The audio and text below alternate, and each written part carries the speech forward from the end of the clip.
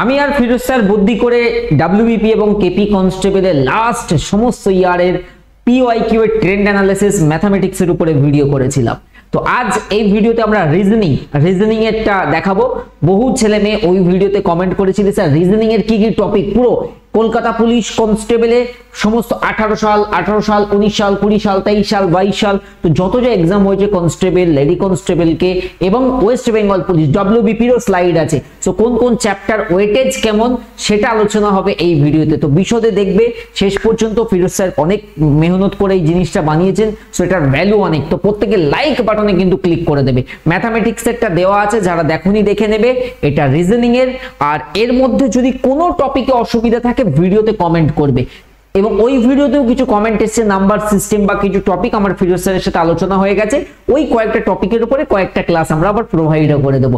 আমরা ছেলে মেয়েদের স্বার্থে সর্বদাই আছি। আমি আগের দিনই যেন কোন ভিডিওতে একটা বলছিলাম, যেদিন ডাব্লিউবিপির ভ্যাকেন্সি এসেছিল আজ থেকে এক দেড় বছর আগে, আর আজকের ডেট পর্যন্ত, ভাষণ তো সেদিন অনেকে দিয়েছিল, আর আজকের ডেট পর্যন্ত total number of free class, paid class নয়, ফ্রি ক্লাস কারা সবচেয়ে বেশি প্রোভাইড করেছে কাউন্ট করলে TWS র্যাঙ্কিং এ থাকবে। বুঝতে পেরেছেন বক্তব্যটা? সেই দিন যে ভ্যাকেন্সি ছিল সেদিন সবাই ভাষণ দিয়েছে, আর আজকের ডেটে দাঁড়িয়ে আজকে তার শেষ সময় যেখানে পাশে থাকতে হবে। নবজাতক নতুন শিশুকে সবাই আদর করে, বৃদ্ধ বাবা মাকে দেখা আরো বেশি ইম্পর্টেন্ট কাজ। তো এই শেষ মোমেন্টে এসে ছেলে মেয়েদের আমি আজকে পরিসংখ্যান দিচ্ছি। ওই ডে 1 থেকে আজকের ডেটে দাঁড়িয়ে শুধুমাত্র ফ্রি ক্লাসের নাম্বার যেটা TWS র্যাঙ্কিং এ থাকবে, মিলিয়ে দেখে নিও।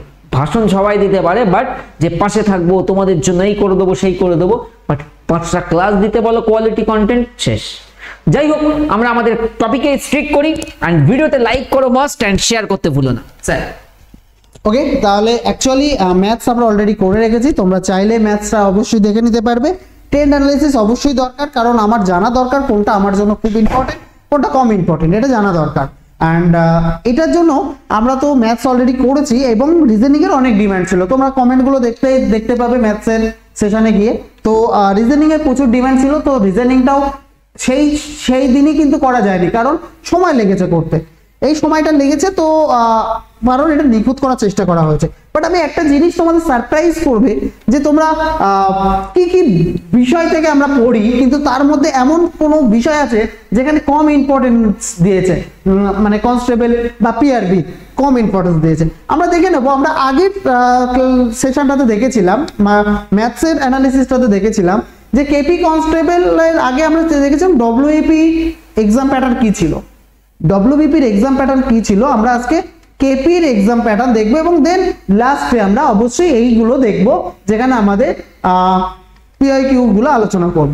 তো কেপিটাও আমরা একটু দেখে নিই। কেপিতে কিন্তু আগের প্যাটার্নই রয়েছে, যে প্যাটার্নটা ছিল এটা চেঞ্জ হয়নি। ডব্লিউবিপি যেমন শুধু রিটেন এক্সাম যেটা রয়েছে, WBP written exam, PMT PAT এবং ইন্টারভিউ, বাট প্রিলিমিনারি এখানে কিন্তু আলাদাভাবে কেপি কনস্টেবলে রয়েছে। কেপি কনস্টেবলে সবার প্রথম প্রিলিমিনারি এক্সাম হবে 100 মার্কস, 100টা কোশ্চেনের, 100 কোশ্চেনের 100 মার্কস। এখানে শুধু তোমার কাট অফ ক্লিয়ার করতে হবে, এই নাম্বারটা ফাইনাল মেরিট লিস্টে অ্যাড হবে না। এখানে যে মানে ধরো আমার 35 কাট অফ, মানে তুমি 40 পেলেও যা, এখানে তুমি 90 পেলেও তাই। এক্ষেত্রে কিন্তু তোমার কোনো পরবর্তীতে স্টেপে কাজ হবে, বাট তুমি যে পড়াশোনা করবে সেটা ফাইনাল রিটেন এক্সামে অটোমেটিক কাজ করবে। দেন পিএমটি পিইটি এখানেও পাস করতে হবে। প্রিলিমিনারিতে পাস করলাম, দেন পিএমটি পিইটিতে কোয়ালিফাই করলাম, মানে মাঠ এবং মাপযোগ কোয়ালিফাই করার পরে এবার হবে রিটেন এক্সাম, যেটা ডব্লিউবিপির ক্ষেত্রে ডিরেক্ট হচ্ছে। তো এই রিটেন এক্সাম হচ্ছে 85 মার্কস। এই 85 মার্কসের মধ্যে তুমি যেটা পাচ্ছ সেটা খুবই ইম্পর্টেন্ট, কারণ কেউ যদি এখানে 45 পায় আর কেউ যদি 60 পায়, এই দুজনের মধ্যে ফারাক কত হবে দেখো। ইন্টারভিউতে ধরো 15 নাম্বার, এই 15 নাম্বারের মধ্যে একে কেউ হারাতে পারবে, মানে একে গিয়ে একে আর হারাতে পারবে, 15 পেলেও একে হারাতে পারবে না। তো এই নাম্বারটা তখন এই ফাইনাল রিটেন এক্সামে খুব ইম্পর্টেন্ট, কারণ এই নাম্বারটা ফাইনাল মেরিট লিস্টে কিন্তু অ্যাড হবে। সো এখানে তুমি গুরুত্ব দিতে হবে অনেক বেশি। ইন্টারভিউতে যে 15টা এবং এই 85 টোটাল 100 মার্কসে তোমার গুরুত্ব দিতে হবে, কারণ দুটো মিলেই মেরিট লিস্ট হবে। তো এখানে তুমি স্কোর করতে পারলে কিন্তু অনেক ফায়দা আছে। ইন্টারভিউতে একটু কম পেলেও, ইন্টারভিউতে ভীষণ ডিফারেন্স হয় না, 2-3 এর ডিফারেন্স হয়, সেই মার্কসটা যদি তুমি মেনে তুলে রাখতে পারো, রিটেন এক্সামে তুলে রাখতে পারো, তাহলে ইজি হয়ে গেল। তো এখানে আমি যদি 3টে রিজনিং বেশি করতে পারি, তিনটে রিজনিং বেশি করতে পারি তাহলে আমার ইন্টারভিউ চাপ কমে গেল। এবং রিজনিং এর আমরা চেষ্টা করব যে এমন টপিক আমরা আলোচনা করতে পারি। তো ওই ডিটেলসটা সব এখানে লেখা আছে। প্রথমে 100 মার্কস, তারপর physical efficiency test and then 85 marks interview and in details এটা লেখা আছে, দেখে নিও পরে।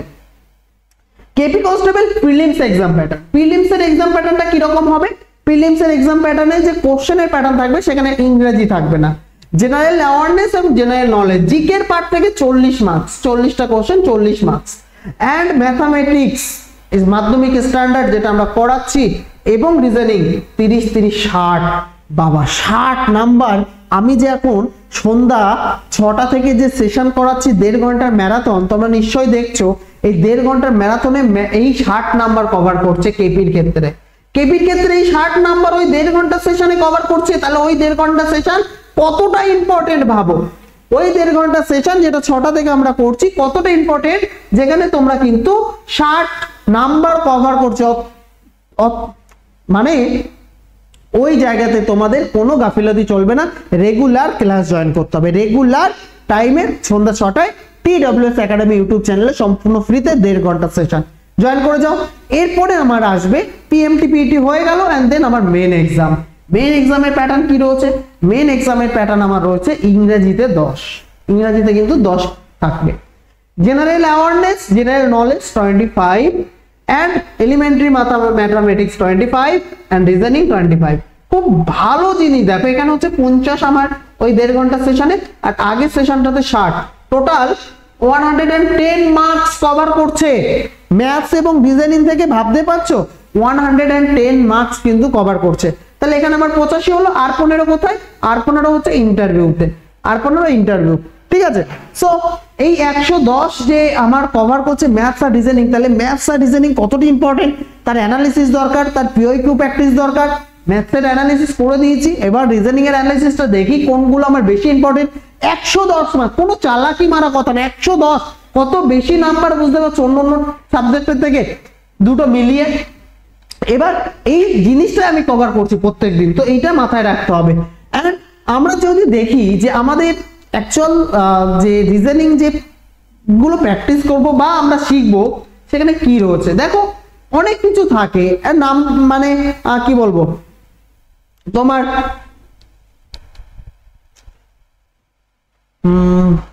যেটা বলছে লজিক্যাল রিজনিং, তাই তো? এই লজিক্যাল রিজনিং বা এই সমস্ত টপিক থেকে আমার কিন্তু এই মেন টপিকগুলো এইগুলো থেকেই কোশ্চেন আসে। আমি যদি ভার্বাল বা লজিক্যাল যে কোনো রিজনিং এ যাই না কেন, আমার কিন্তু এই টপিকগুলো থেকেই কোশ্চেন আসে। যেমন নাম্বার সিরিজ, অ্যালফাবেট সিরিজ, আবার নাম্বার সিরিজ অ্যালফাবেট সিরিজের মিক্সও থাকে, কোডিং ডিকোডিং আছে, ব্লাড রিলেশন আছে, ডিরেকশন টেস্ট আছে, ক্লক আছে, আর নাম্বার র্যাঙ্কিং আছে, কিউব এন্ড ডাইস আছে, সিটিং অ্যারেঞ্জমেন্ট আছে, স্টেটমেন্ট কনক্লুশন। এখানে অনেকগুলো টপিক আমরা আলাদা আলাদা আলোচনা করি, বাট মেন যে স্টেটমেন্ট কনক্লুশন আমার কনস্টেবলের জন্য important. Venn diagram, counting figure, calendar, mathematical operation, word formation, figure matrix. Word ফরমেশনের পাশাপাশি ওয়ার্ড সিকোয়েন্স কিন্তু রয়েছে, কোন ওয়ার্ডটা আগে কোন ওয়ার্ডটা পরে এরকম কোশ্চেনও আছে, paper cutting, analogy, mirror image, water image এবং ক্লাসিফিকেশন। এই ধরনের আমরা 20টা টপিক, বেস্ট 20টা টপিক যেগুলো থেকে ম্যাক্সিমাম কোশ্চেন আসে, আমরা সেটা কিন্তু আলোচনা করি সব সময়। তো সেরকম আমরা যদি ভাগ করি সেইভাবে দেখতে পাবো ডব্লিউপি কেপি কনস্টেবলের প্রিলিমসের ট্রেন্ড অ্যানালিসিস যেটা করছি সেটা হচ্ছে ডব্লিউপি কেপি প্রিলিমসের। এই ডব্লিউপি কেপি প্রিলিমসের যে ট্রেন্ড অ্যানালিসিস করছি, এখানে তোমরা খুব ভালো করে দেখো। যদি আমরা নাম্বার সিরিজ দেখি, এমন একটা সাল দেখাও যেখানে নাম্বার সিরিজ থেকে একটাও কোশ্চেন নেই, নাম্বার সিরিজ থেকে একটাও কোশ্চেন নেই, এমন একটা সাল দেখাও। মানে কনস্টেবল 2018 ডব্লিউপি কনস্টেবলে একটা, তারপরে একটা, তারপরে একটা বা দুটো কোশ্চেন থাকছেই, তার মানে আমার নাম্বার সিরিজটা কত ইম্পর্টেন্ট। এরপর লেটার সিরিজ দেখো, শুধু লেডি কনস্টেবলটাতে আসেনি, বাকিগুলোতে প্রত্যেক বছরেই কোশ্চেন এসছে, প্রতি বছর 3টেও এসছে। তো লেটার সিরিজ আর নাম্বার সিরিজ থেকে মিলে দেখো 5-6 কোশ্চেন কিন্তু এই সিরিজ থেকেই থাকে, 5-6টা করে কোশ্চেন এই সিরিজ থেকেই কিন্তু থাকছে। বোঝা গেল? নাম্বার সিরিজ এবং লেটার সিরিজ এই টপিকগুলো মিস করলেই চলবে না, এগুলো সহজ থাকে। এবার মোস্ট ইম্পর্টেন্ট একটা টপিক, যদি আমি কোডিং ডিকোডিং দেখি 4, শুধু এই সালে একটা এসেছিল, বাকি 2 3 5 5 রিসেন্ট যেগুলো আসছে 23 22 আরো বেশি বেশি কোডিং ডিকোডিং আসছে। কোডিং ডিকোডিং আবার ভাগ আছে, লেটার দিয়ে আসে, নাম্বার দিয়ে আসে, সিম্বল দিয়ে আসে, তাই না? সো কোডিং ডিকোডিং এর একটা ভাগ আমাদের সামনে রয়েছে। অ্যানালজি থেকে প্রত্যেক বছরে একটা করে কোশ্চেন কিন্তু দিচ্ছে। অ্যানালজি মানে এই ধরো ডগ, পাপ্পি, দেন টাইগার কি হবে, এই যে অ্যানালজি, এটা কিন্তু প্রতি বছর একটা করে দেয়। এই অ্যানালজির জন্য বিশেষ কিছু পড়াশোনা নেই, এটা মূলত জিকেটা জানতে হবে। জিকে জানলে কিন্তু আমি পারবো, কারণ এখানে যে কোশ্চেন গুলো থাকে সেটা জিকে দিয়েই থাকে। এরপরে দেখো ক্লাসিফিকেশন, ক্লাসিফিকেশন থেকেও যদি আমরা দেখি লাস্টের দিকে প্রত্যেক বছরে কিন্তু কোশ্চেন আসছে।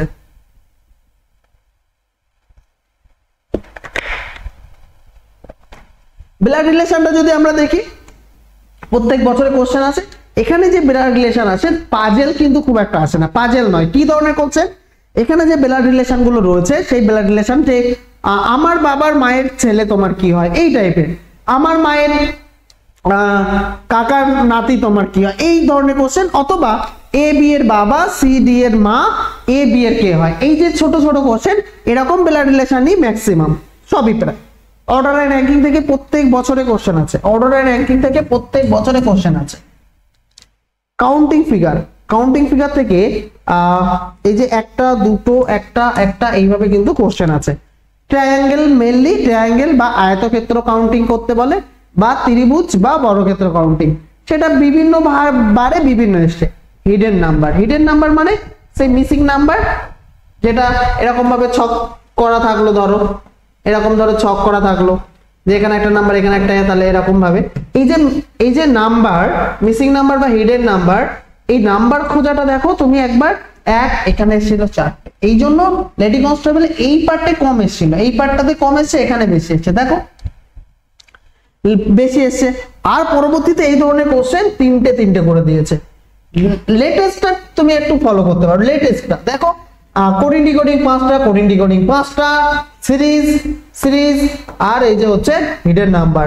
তাছাড়া order and ranking, blood relation, direction test আমরা করি, এখানে রকমারি খুব একটা পাওয়া যায় না, প্রতি বছর একটা করে কোশ্চেন থাকে, একটা বা দুটো প্রতি বছরেই কিন্তু আমার রয়েছে এই হিডেন নাম্বার থেকে, সরি এই ডিরেকশন টেস্ট থেকে।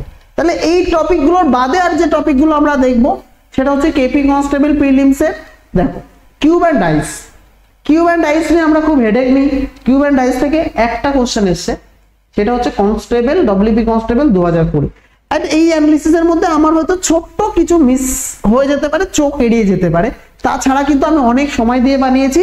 বাট আমার যেটা মনে হয় আর এখানে মিস্টেক নেই, এখানে একটাই এসেছিল, কারণ ফিগারটা তো এমনি যেহেতু কিউব অ্যান্ড ডাইস চোখে এড়িয়ে যাওয়ার মতো জায়গা নেই, ঠিক আছে, সো তবুও যেতে পারে বললাম। ভেন ডায়াগ্রাম কতটা ইম্পর্টেন্ট দেখো, প্রতিটা এক্সামে একটা করে এসছে, প্রতিটা এক্সামে একটা করে রয়েছে, প্রতিটা এক্সামে, বাট আছে। সিটিং অ্যারেঞ্জমেন্ট, সিটিং অ্যারেঞ্জমেন্ট তোমরা করতে চাও না, যখনই আমি ইউটিউবে সিটিং অ্যারেঞ্জমেন্ট করাই তোমরা সব সময় দূরে চলে যেতে চাও, বাট সিটিং অ্যারেঞ্জমেন্ট ছোট ছোট হলেও এ বি এর ডান দিকে, বি সি এর বাম দিকে, ডি এর বাম দিকে, মাঝখানে কে, এই ধরনের সিটিং অ্যারেঞ্জমেন্ট ম্যাক্সিমাম টাইমে এসছে, সেটা হচ্ছে প্রত্যেকবারই প্রায় রয়েছে। দেখো ক্যালেন্ডার, ক্যালেন্ডার থেকে কোশ্চেন থাকে 1947 15 আগস্ট কি বার ছিল, 2021 15ই সেপ্টেম্বর কি বার ছিল, এই ধরনের কোশ্চেন বা লিপ ইয়ার রিলেটেড কোশ্চেন ক্যালেন্ডার থেকে প্রতি বছর একটা করে আসে। অবাক করা ব্যাপার, ক্লক নিয়ে আমরা এত হেডেক নিই, ক্লক থেকে আমার কনস্টেবলের সেশনগুলোতে আমি একটাও কোশ্চেন খুঁজে পাইনি। যদি কিনা আমি কোনো রকম ভাবে বাই মিস্টেক এড়িয়ে যাই, তাছাড়া ধর আমি কোনো একটা বছরে এড়িয়ে গেলাম, ধর এই বছরে একটা ছিল এড়িয়ে গেলাম, বাকি বছরগুলোতে এড়িয়ে যাবো এরকম নয়, কারণ একই সঙ্গে তো সব করেনি। তাহলে এইখানে ক্লকের আমি কোনো কোশ্চেনই পাচ্ছি না। বাট ক্লক তাই বলে কম ইম্পর্টেন্ট নয়, ক্লকটাকে একটু দেখতে হবে এইভাবে যে এই কত ডিগ্রি কোণ উৎপন্ন করে আর কতবার 90 ডিগ্রি উৎপন্ন করে, এই ধরনের একটু কোশ্চেন দেখে নিলেই হবে।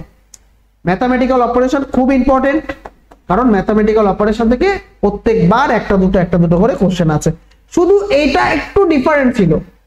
ডব্লিউপি লেডি কনস্টেবল 2018টা একটু ডিফারেন্ট, দেখো অন্য টপিকগুলো যেগুলো অন্য এক্সামে ফলো করে এরা করেনি, এরা অন্য যেগুলোতে কম কোশ্চেন আসে এটা বেশি করে দিয়েছে, তুমি দেখলেই বুঝতে পারবে বেশি বেশি কোশ্চেন দিয়েছে। আচ্ছা, mathematical operation, figure series, analogy, formation. Figure analogy মানে একটা ফিগার দিল, তারপর একটা দিল, তারপর একটা কত বা এই। এবার তোমার কেন বললাম যে ডব্লিউপি লেডি কনস্টেবল 2018টা একটু অন্যরকম, কারণ দেখো ফিগার সিরিজ অন্য এক্সামে খুব একটা না আসলেও এরা দিয়েছে 3টে। ফিগার সিরিজ অন্য এক্সামে খুব একটা না আসলেও এরা দিয়েছে। ওয়ার্ড ফরমেশন কি ধরনের কোশ্চেন, যে এই ওয়ার্ড থেকে কোন ওয়ার্ডটা তৈরি করা যাবে না, সেই ধরনের কোশ্চেন খুব কম এসছে, লাস্টের দিকে একদম ফলো করেছে, একদম শেষ এক্সামের দিকে 20, 22, 23 এই দিকটাতে। ওকে, ওয়ার্ড সিকোয়েন্সের লাস্টের দিকে একদম প্রত্যেকটাতে এসছে। তো এই ট্রেন্ডটা কিন্তু চেঞ্জ হচ্ছে, এটা মাথায় রাখতে হবে। আচ্ছা, মিরর ইমেজ, ওয়াটার ইমেজ মিডিলে এসেছিল, পরেও আসেনি, আগেও আসেনি। এবার তুমি যদি এই তো আমি টোটালটা ধরো দেখালাম, তুমি টোটালটা দেখে নিতে পারো, বাট এখানে একটা জিনিস দেখার যে লাস্টের দিকে গিয়ে কোনগুলোতে একটু বেশি ফলো করছে, যেগুলো প্রথমে, কারণ ট্রেন্ড চেঞ্জ হচ্ছে, কোশ্চেনের প্যাটার্ন চেঞ্জ হচ্ছে, তাহলে কোনগুলো লাস্টের দিকে ট্রেন্ড আসছে। দেখো এটা যে দুটো দিয়েছে, প্রথম দিকে পোটাও ছিল না, ওয়ার্ড ফরমেশন আগে আসতো না, ওয়ার্ড ফরমেশন আগে শুধু এসএসসি রেলে আসতো, এখন কিন্তু ডব্লিউপি তে আসছে। ওয়ার্ড সিকোয়েন্স আগে এসএসসি রেলে আসতো, এখন কিন্তু আমাদের আসে, এসএসসি সিএইচএসএল সিজিএল এ আসতো ওয়ার্ড সিকোয়েন্স, বাট আমাদের কিন্তু ডব্লিউপি তে এখন আসছে, যদি একটু সহজই দেয় বাট আসছে। আবার ম্যাথামেটিক্যাল অপারেশন এখন আর মিস করছে না, প্রতিটা এক্সামে দিচ্ছে। ওকে, দেখো কোলক মিস করে গেছে, বাট এইটা দেখো ভেন ডায়াগ্রাম, এটা কিন্তু প্রতিটা এক্সাম ফলো করছে। এইগুলো আমার বুঝতে হবে যে রিসেন্ট কোনগুলোতে বেশি ফোকাস করছে আমাদের পিআরবি বা আমাদের এক্সামিনার যারা প্রশ্ন বানাচ্ছে। এটা বুঝে আমার কি লাভ, না আমি বুঝলাম যে আমি কোনগুলোতে পারদর্শী আছি, কোনগুলো পারছি না, সেইগুলো অ্যানালিসিস করতে পারবো। ওকে, তো এই এখানেও যদি আমরা আবার যদি একটু দেখে নিই ক্লাসিফিকেশনে, পরের দিকে কিন্তু ক্লাসিফিকেশন বাড়ছে, প্রথম দিকে আসতো না। ঠিক আছে, ঠিক একই রকম ডিরেকশন টেস্টের লাস্টের দিকে পরিসংখ্যাটা বেড়েছে, প্রথম দিকে একটা করে, পরে দুটো, তারপরে হিডেন নাম্বার যেটা মিসিং নাম্বার বা নাম্বার পাজেল, সেগুলো শেষের দিকেও বেড়েছে। তো এইগুলো একটু তোমরা ভালো করে অ্যানালিসিস করবে, এটা তোমাদের দায়িত্ব ছিল, এইগুলো অ্যানালিসিস করা অবশ্যই দায়িত্বটা তোমাদের ছিল, তোমাদের নিজেদের করা উচিত ছিল, যেটা করে দিলাম। নিজেদের করলে নিজেদের অনেক চর্চা হতো। তো আমরা এই টপিকগুলোর মধ্যে থেকে কোশ্চেন রাখি, প্রতিদিন কোশ্চেন রেখে আমাদের প্রত্যেক দিন কিন্তু সন্ধ্যা 6টা থেকে 1.5 ঘন্টার ম্যাথস রিজনিং এর ম্যারাথন হচ্ছে, অবশ্যই এটা দেখবে। আর এর পাশাপাশি এই ধরনের আলোচনা আমরা ম্যাথসের উপরে করেছি, এটা জিআই আমরা ম্যাথসের উপরে করেছি, সেটার ভিডিও আছে দা ওয়েব সলিউশন, অবশ্যই দেখে নিও। অ্যান্ড অবশ্যই আরো কিছু ডিমান্ড থাকলে সেটা তোমরা কমেন্ট করে জানাবে, প্রত্যেকে কমেন্ট করবে, অবশ্যই একটা লাইক করে দিও। ভিডিওটাতে দেখা হলে ভালো লাগলে, কষ্টটা যদি মনে হয় যে আমি কষ্ট করেছি, তাহলে একটা লাইক করবে। আর যেটা হচ্ছে কি দাবি আছে কমেন্ট করে জানিও, আর মানে ক্লাস নিয়ে কি দাবি আছে। ওকে, আমরা চেষ্টা করব তোমাদের সমস্ত দাবি পূরণ করার, ম্যাক্সিমামটা যতটা পারবো। ওকে, থ্যাংক ইউ, সবাই ভালো থেকো, সুস্থ থেকো, নিজের খেয়াল রাখার, প্রতিদিন কিন্তু ক্লাস জয়েন করো, কোনো ফাঁকিবাজি নয়, হাতে আর মাত্র কয়েকটা দিন সময়। Thank you, tata.